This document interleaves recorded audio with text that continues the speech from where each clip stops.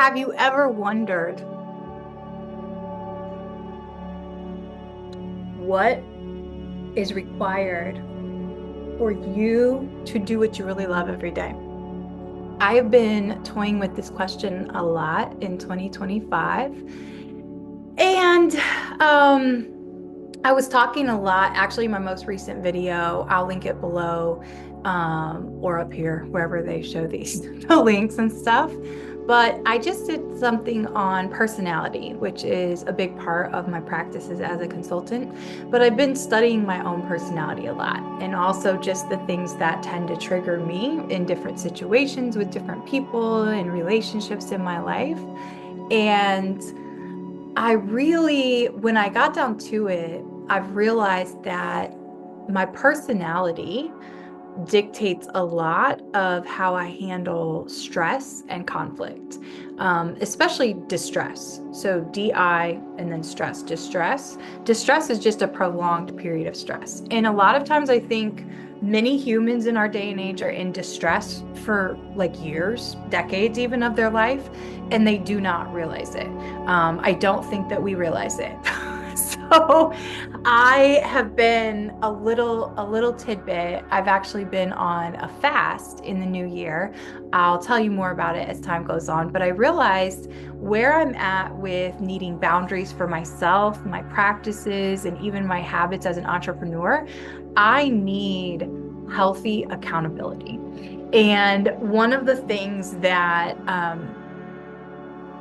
it's the very same thing that I teach to groups that I work with. So there's a certain level of guilt and shame that I've felt throughout the years, right? When I'm doing workshops on accountability and things like that. And then myself realizing, am I being true to who I am and what I really need at this moment in my life? And if that's not true, what's really holding me back? What's holding me back from living my very best life and really, again, adapting to what my personality shows that I need? And am I willing to accept when something just isn't aligned anymore? Because one way or another, whether it's a job, a relationship, um, could even be like your own fashion sense. Something I've noticed changing with me, eating habits, things that maybe I'll give an example with food, something that maybe used to taste delicious to you and have a lot of great flavor. When you change up how you're eating and what you're consuming in your diet, it's not going to taste the same. And in fact, it might make you feel like barfing. So, one example is I went to a non-red meat diet nearly 2 years ago. I think maybe a little over two. I don't remember exactly, but I do remember exactly the last time that I had a big portion of meat.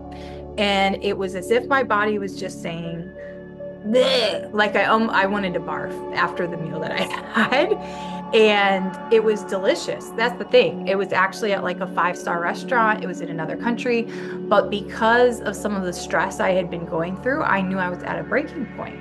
I felt like this with one of my past jobs that I was in. And it was something that I had wanted so much, and I felt really proud of a lot of the work I had done.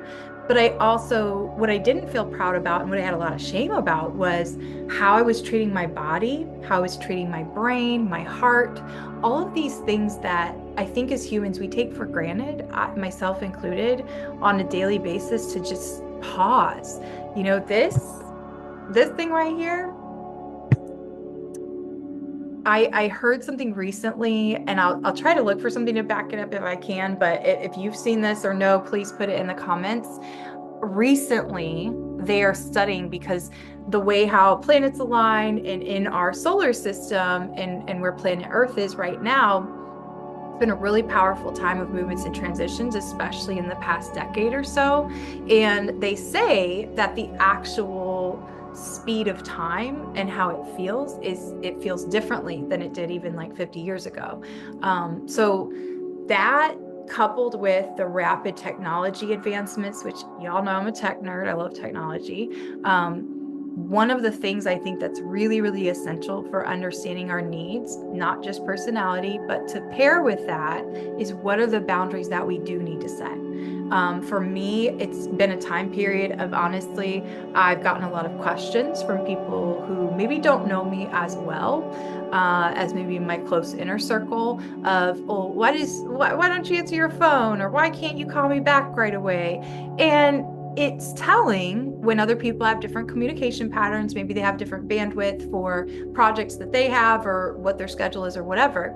As a full-time entrepreneur now for 8 years, I don't let other people dictate my schedule at this point. I did actually for many, many years in my business because I felt like I still needed to operate just like I did when I was a principal and teacher and be bound to bending over backwards to make things work for when they worked with my clients. And so I was repeating a lot of like time patterns. So all of this to say, when we think about those boundaries that we set, I just wonder, and I'll get back to this little detail I was going to share. I just wonder how much we take away from ourselves every day just because we're consuming information. And so the little fact I was going to share was one of the most recent studies on time is that with technological advancements and the connectedness we have, which again, it's a beautiful thing, but without boundaries, right?